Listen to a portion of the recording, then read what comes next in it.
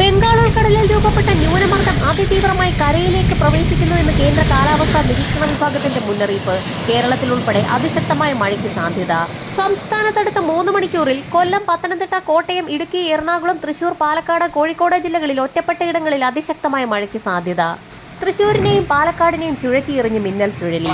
വിവിധ ഭാഗങ്ങളിൽ വൻ നാശനഷ്ടം. നിരവധി വീടുകൾ തകരുകയും വൈദ്യുത ബന്ധം പൂർണ്ണമായും താറുമാറായി. മരങ്ങൾ കടപുഴകി വീഴുകയും ചെയ്തു. ഇലക്ട്രിക് പോസ്റ്റുകൾ തകർന്ന് പ്രദേശത്തെ വൈദ്യുത ബന്ധം പൂർണ്ണമായും താറുമാറായി. അതിശക്തമായി കരകയറുന്ന ന്യൂനമർദ്ദം തെക്കൻ ഒഡീഷയ്ക്കും വടക്കൻ ആന്ധ്രാപ്രദേശിനും മുകളിലായി തുടരുന്ന സാഹചര്യത്തിൽ സംസ്ഥാനത്ത് അടുത്ത 5 ദിവസം ഒറ്റപ്പെട്ട ഇടങ്ങളിൽ ശക്തമായ മഴ ലഭിക്കും. കേരള, കർണാടക തീരത്ത് ഇന്നും കന്യാകുമാരി കടലിലും മഴയ്ക്കൊപ്പം മണിക്കൂറിൽ 50 കിലോമീറ്റർ വരെ വേഗതയിലുള്ള ശക്തമായ കാറ്റിനും സാധ്യതയുള്ളതിനാൽ പൊതുജനങ്ങളും തീരദേശവാസികളും അതീവ ജാഗ്രത പുലർത്തണമെന്ന് ദേശീയ സമുദ്രസ്ഥിതി പഠന ഗവേഷണ കേന്ദ്രം മുന്നറിയിപ്പ് നൽകി. കേരളം ഉൾപ്പെടെയുള്ള പടിഞ്ഞാറൻ തീരങ്ങളിൽ ഇന്ന് കാലാവസ്ഥാ വകുപ്പ് യെല്ലോ അലർട്ട് പ്രഖ്യാപിച്ചിട്ടുണ്ട്. അടുത്ത 5 ദിവസം വടക്കൻ കേരളത്തിലും മധ്യ കേരളത്തിലും മഴ ശക്തമാകുമെന്നാണ് പ്രവചനം.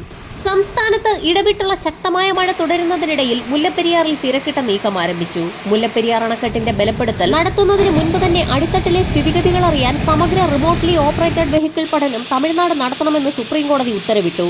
പഠനം നടത്താതെ ബലപ്പെടുത്തൽ അനുവദിക്കാൻ പാടില്ല എന്ന മേൽനോട്ട സമിതി റിപ്പോർട്ടിന്റെ അടിസ്ഥാനത്തിലുള്ള കേരളത്തിന്റെ നിലപാട് അംഗീകരിച്ചാണ് ജസ്റ്റിസുമാരായ സൂര്യകാന്ത്, ദീപാങ്കർ ദത്ത, എൻ കോടീശ്വർ എന്നിവരടങ്ങിയ ബെഞ്ചിന്റെ ഇടക്കാല ഉത്തരവ്. അടുത്ത മാസം മുതൽ അറ്റകുറ്റപ്പണികൾ ആരംഭിക്കും. അറ്റകുറ്റപ്പണിക്ക് വസ്തുക്കൾ എത്തിക്കാൻ വനത്തിലൂടെയുള്ള റോഡ് നന്നാക്കുന്നത് മഴക്കാലം കഴിഞ്ഞ ശേഷം മാത്രമേ പാടുള്ളൂ എന്ന കേരളത്തിന്റെ വാദവും സുപ്രീംകോടതി അംഗീകരിച്ചു കഴിഞ്ഞു. പുതിയതായി രൂപപ്പെട്ടിരിക്കുന്ന ന്യൂനമർദ്ദത്തെ തുടർന്ന് വടക്കൻ ജില്ലകളിലും മധ്യ കേരളത്തിലുമാണ് കൂടുതൽ മഴ പ്രതീക്ഷിക്കുന്നത്. മൺസൂൺ മഴപ്പാത്തി കഴിഞ്ഞ ദിവസങ്ങളെ അപേക്ഷിച്ച് ഹിമാലയൻ മേഖലയിൽ നിന്ന് അല്പം വടക്കോട്ട് മാറിയിട്ടുണ്ട്.